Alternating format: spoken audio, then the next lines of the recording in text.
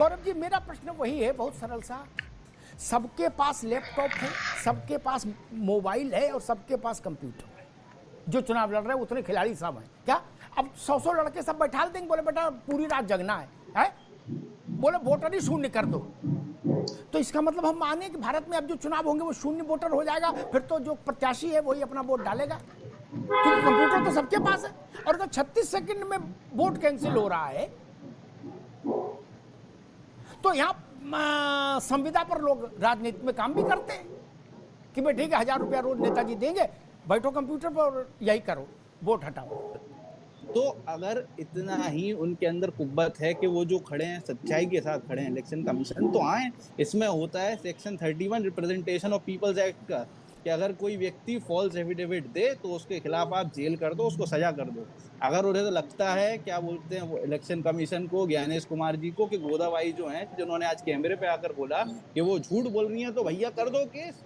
काहे के लिए हाथ में हाथ धरे बैठो, उल्टी सीधी प्रेस कॉन्फ्रेंसेस कर रहे। और आपने पूछा कि प्रेस कॉन्फ्रेंस करने से होता क्या है? प्रेस कॉन्फ्रेंस करने से जो होता है कि जो व्यक्ति जिसके अभी वोट कट रहे हैं, जो व्यक्ति अभी तक जैसे लगता था कि वोट कट जाते हम कुछ नहीं कर पाते, गांव में बैठा व्यक्ति बोलता हमारे घर के 10 वोट थे, उसमें से 4 का नाम आया, वो अगली बार से कम सजग रहेगा कि हमारा वोट कोई काट ना ले और कोई गलती से झूठी मूठी और ये जो छूट बूट की सरकार है वो फिर से ना बन जाए। तो इसीलिए प्रेस कॉन्फ्रेंस कर रहे हैं और प्रेस कॉन्फ्रेंस करते रहेंगे। और अभी तो जो छोटे छोटे बमों से डर रहे हैं, जब हाइड्रोजन। नमस्कार दोस्तों, मैं हूं सुनील और आप देख रहे हैं क्विक रिएक्शन में आप सबका एक बार फिर से स्वागत है।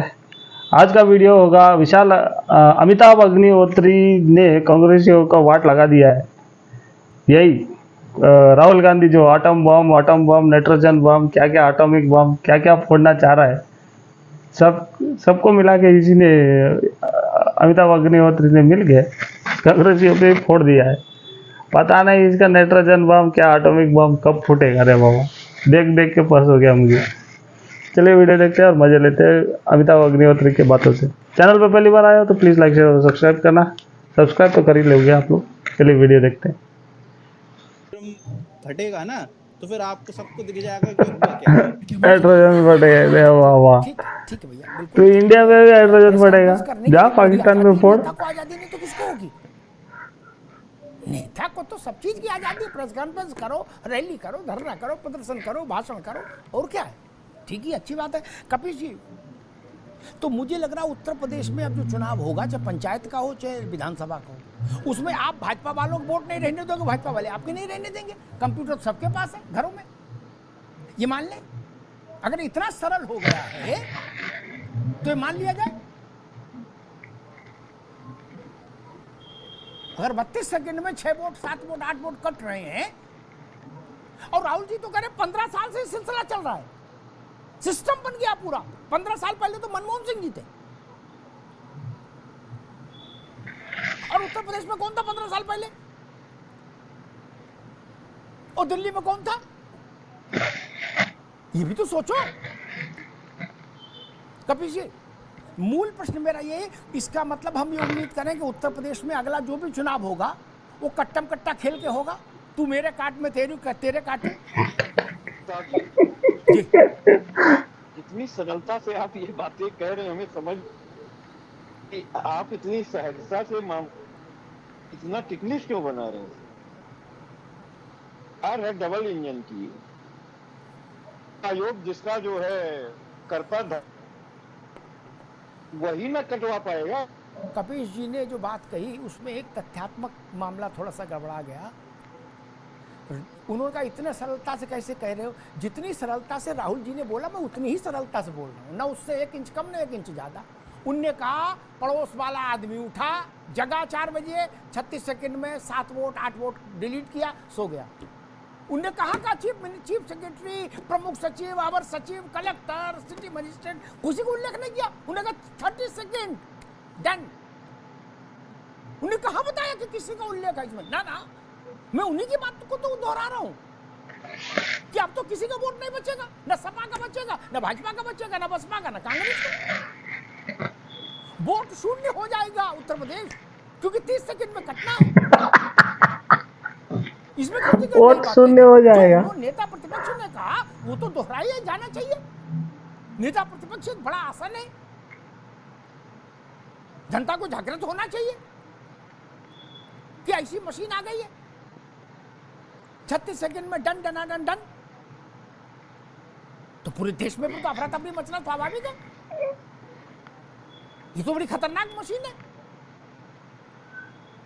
और मैंने कहा था कि राहुल जी से जब पूछा गया तो उन्होंने कहा ये 12-15 साल से चल रहा है सिस्टम, ये संस्थागत ऑर्गेनाइज्ड हो गया है।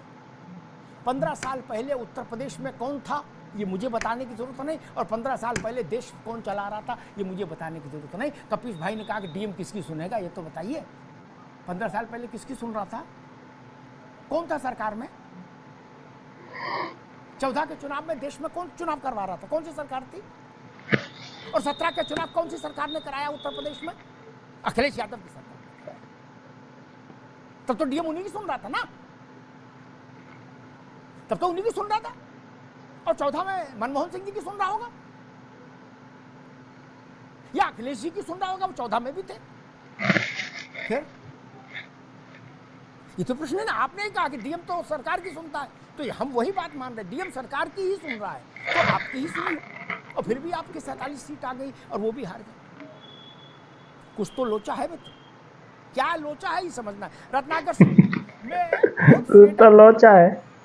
आप दोनों लोग टोपी उछालो प्रतियोगिता में कूद कूद कर हिस्सा ले रहे हो, आप भी कांग्रेस में। क्या खैचहु चाप मिटे संदेहु, तुलसीदास जी ने कहा। भगवान राम आए तो उनने कहा भाषण न दो महाराज, प्रेस कॉन्फ्रेंस न करो, चाप ये धनुष उठाओ महादेव का और संधान करो, प्रत्यंचा खींचो, हम जान लेंगे कि आप राम हो। आप लोग भी गुड्डी गुड्डी खेल रहे हैं, वो तो खेल ही रहे। और तू प्रेस कॉन्फ्रेंस कर, हम भी करेंगे। अंताक्षरी खेल रहे हो क्या देश के साथ महाराज? और कब तक खेलोगे अंताक्षरी आप दोनों लोग? हाँ, शालीनता पूर्वक और क्या मस्त तरीके से ठोकते हैं अमिताभ अग्निहोत्री। मस्त ना उसको पता भी चलेगा कि मैं उसको ठोक रहा हूँ, लेकिन ठोक देते हैं। साइलेंट किलर बोलते हैं इसको। चलिए, कैसा लगा आप सब लोग को ये वाला वीडियो? अच्छा लगा तो प्लीज लाइक शेयर और सब्सक्राइब करना। मिलते हैं अगले वीडियो पे। जय श्री राम।